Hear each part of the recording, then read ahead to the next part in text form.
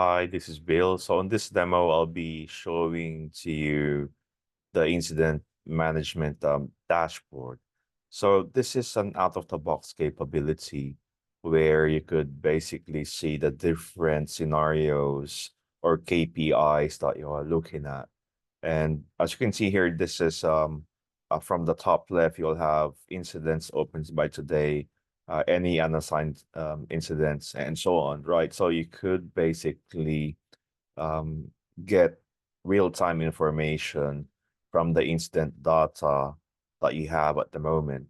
And as you can see, you could present it on a 30-day period, right? Group it accordingly, according to the count against the priority, and be able to filter out respectively on your preferences, right? And what you're seeing here are all just widgets, right? And you can basically customize this, right? And add more reports in this dashboards, which is much closer to your scenario. So this is quite a mature incident management dashboard that will give you the ability, right, to make decisions, right? So you could also filter out more on which assigned group, right? You could have multiple groups, right? You could also see depending on the category, right, giving you a better picture on what to prioritize and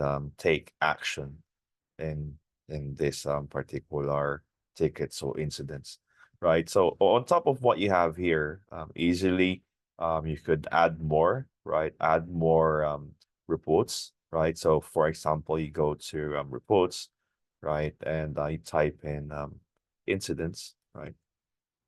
And you will see there's so much more reports that are available that you could basically add to this dashboard. You could have a separate um, or an additional dashboard on top of this, because this is currently incident overview, right? And you could have more dashboards, right? So as I drill down into incidents, you could have purely on the incident management, right? So and so on, right? So I hope I managed to help you, right? And give you an insight about the ServiceNow incident management dashboard.